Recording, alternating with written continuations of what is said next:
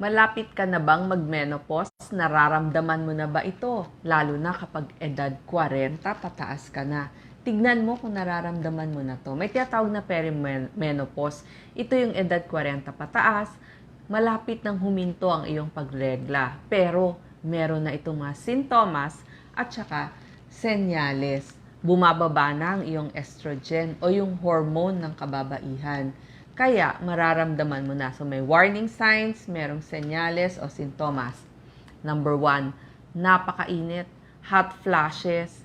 Yung mga katabi mo nagiginaw sa aircon. Pero ikaw, bigla kang magpapawis, lalo na kapag natutulog sa gabi. Magtataka ka, bakit yung mga kasama mo nakakumot lahat? Tapos ikaw, butil-butil yung pawis. Gusto mo nga, bukas na bukas lahat ng aircon, electric fan, pati bintana. Nararamdaman niya ng ating malapit ng mag-menopause. Breast tenderness o makirot dun sa may dibdib ninyo. Nagtataka kayo, parang lagi kayong may menses, masakit dun sa inyong dibdib o dun sa inyong breast. Yan po ay senyales din ng pagbabago-bago ng hormones. Dati, di ba masakit ang puso nyo kada regla ninyo? Aba, bakit kung kailan mas umiidad ka, mas sumasakit pa yung puson mo, so magtataka ka. Senyales din ito na maaari tayong malapit ng mag-menopause. Nawawala na ng gana sa pagtatalik. So magtataka ka, bakit parang hindi ka na na-excite? Nawawala yung tinatawag nating desire o yung gustong makipagtalik. So, ito, kailangan gawa natin ng paraan para hindi naman magtaka si mister.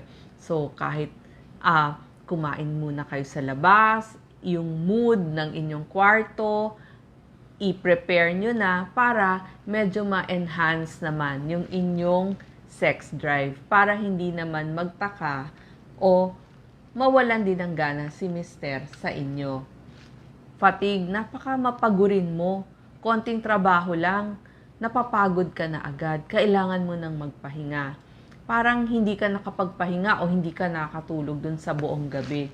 So, mabilis kang mapagod mentally, physically, pati yung katawan mo, pati yung pag-iisip mo. Ito ang very common. Nagloloko na ang pagdating ng iyong regla. Kaya dito importante yung paggawa ng kalendaryo. So, tuwing magre-regla ka, gumawa ka na ng calendar, i-ekis mo na kung kailan ka nagme-menses. Para pagpunta mo sa doktor, ipepresent mo yung iyong mga menstruation days. Kasi pag wala kang lista, hindi mo maaalala yan. Mapapansin mo, bakit palayo ng palayo? Minsan, 60 days bago dumating yung iyong menses, umaabot pa nga ng 90 o 120 days. So, palayo na ng palayo ang iyong pagregla. At umiikli din. Maaaring malayo o umikli. So, irregular na. Hindi na dumadating. Mapapansin nyo yan. Tapos, dun sa maselang bahagi ng babae, dun sa may puwerta, napakakati, napakatuyo. Kasi kapag very dry ang balat doon sa lugar na yon, hanggang doon sa puwitan, mangangati ang ating balat. So, dyan mo kailangan ng mas maraming lotion. At saka, pag may contact kay mister, kailangan mo ng KY jelly. Nabibili po ito doon sa inyong mga botika. Tanungin lamang yung mga pharmacist natin sa mga botika. So, marami pong nabibiling mga ginagamit sa pagtatalik. Ang example po nito, KY Jelly. At marami pa pong ibang brands na pwedeng ibigay sa inyo. Sabihin nyo lang. Kasi nga, bumababa na yung hormone na estrogen. Kaya yung balat natin, mas natutuyo na. Mapapansin mo rin, bakit kapag bumahing, umubo, parang may naglilik na ihi dun sa iyong puwerta. So, mabahing ka lang. O kaya, nagbuhat. Parang nababasa yung iyong underwear o yung iyong panty. Part yun, maaring hindi naman lumala, pero lagi nang nandun. So, urine leakage ang tawag doon kapag tayo ay bumahing, umubo. Mapapansin nyo yan. O nagbuhat. Tapos, nagmamadali na kayo mag-CR. Parang dati kaya nyong magpigil ng matagal. Pero ngayon, kailangan iihi na kayo agad. So, mabilis. So, urgent. Kailangan punta na agad dun sa banyo. Dun nakakatulong yung mga Kegels exercises, dun sa leakage, at saka yung kailangan nyo nang pumunta. So, i-search nyo lang po, pigilan, pag nakaupo kayo, pigil, 1, 2, 3, 4, 5, 6, pipigil dun sa may gawing puwerta, tapos release. So, gawin nyo po ito, 6 counts, pag wala kayong ginagawa, halimbawa nasa computer kayo or traffic, nasa kotse kayo, so anytime pwede kayong mag-Kegels exercises. Mood swings, mas mabilis uminit ang inyong ulo. Parang dati kung pasensyoso kayo, ngayon parang maikli na lang ang inyong pasensya. Maaring kasi nga napapagod kayo, mas emotional kayo, bukod sa mabilis kayo magalit, mas mabilis din kayong umiyak. At mabilis din mawala ng pasensya, mabilis mainis. Kaya mga mister, wag ho kayong magtataka at yung mga anak kung bakit mas lagi nagagalit ang inyong mga nanay. Kaya nga diba sinasabi, nako kasi magme-menopause na yan. Pero wag naman ho nating lalahatin. Maaaring may nararamdaman ng inyong nanay, kaya mainit ang ulo niya. Mahirap din siyang matulog. Ito, kailangan mong i-prepare yung iyong kwarto. Mas madilim, mas hindi maingay, mas malamig, parehong oras ng pagtulog. Kasi marami talagang rumireklamo na hindi sila makatulog sa gabi. Pero hindi naman ho lahat. Pero maraming nakakaramdam niyan. Weight changes, sasabihin nyo, aba, bakit mas tumataba ako? Pareho lang naman ang kinakain ko. So mapapansin nyo rin, mas bibigat kayo. Or may magsasabi, baka mas tumataba kayo. Itong irregular periods, sign na nga ba ito na papahinto na ang inyong menses? So, pero merong mga kailangan kayong bantayan. Pag ba syempre dumadating pa rin naman kahit layo-layo ang inyong pagregla. Mas dumami ba ang inyong regla? Minsan buo-buo na. Humaba ba ang inyong regla? Isabihin, kung dati kayong 3 days, naging 5 days na or 7 days, tapos mas dumami pa. Sabihin, pag nagre-regla kayo, bakit buo-buo?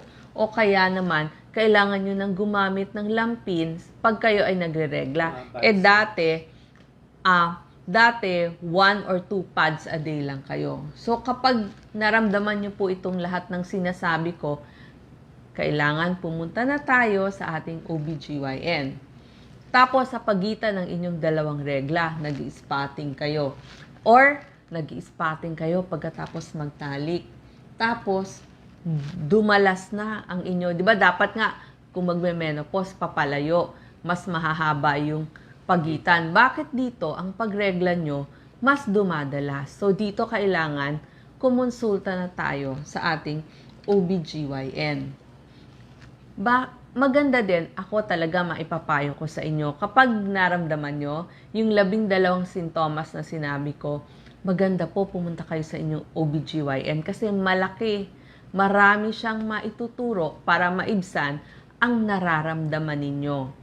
Meron ding maaari siyang maghingi ng testing, blood test, titignan yung hormones ninyo, magpapa-ultrasound, magpapa-mammogram. Maganda rin ito talaga, nag-check up. At syempre, bukod pa dun sa inyong pap smear, kaya kailangan pumunta tayo sa ating OBGYN. Hindi porket papahinto na ang inyong regla, hindi na kayo magpapakita sa inyong doktor. Ang tanong, pwede ba akong mabuntis pa kapag malapit ang mag-menopause? Hanggat dumadating po ang regla ng isang babae, pwede pa siyang magbuntis. Kaya kailangan may form of contraception pa rin ang mag-asawa kasi hindi nyo masasabi kung mabubuntis or hindi pa. Okay lang kung talagang gusto nyo pang mag-anak, pero pag hindi na, kailangan kahit meron tayong isang form ng family planning. Kailangan alagaan ng babae ang kanyang sarili kapag magme-menopause. Yung pagtulog, pag pinaghahandaan yan, pine-prepare yung room, sabi ko nga, kailangan same time ang tulog, same time ang gising. Yung Kegels exercises para walang problema pagdating sa pag-ihi. kailangan nyo ring mag-ehersisyo. Siyempre, para lumakas yung buto at para hindi tayo tumaba or bumigat. Kasi mahirap pag nagwe-weight gain tayo. Regular check-up, kahit tayo po ay perimenopause, yung malapit ang mag-menopause, or nag-menopause na maganda, pumupunta pa rin tayo sa ating OBGYN. Tapos dito, yung pagkain ninyo, mas piliin nyo na po yung mga healthy na pagkain. Marami po dyan, prutas, gulay, makakatulong sa inyo para iwas cancer at para sa health din ng isang babae. So, napaka-importante po ang visit sa inyong OBGYN kasi marami siyang maitutulong at maipapayo sa inyo. Salamat po.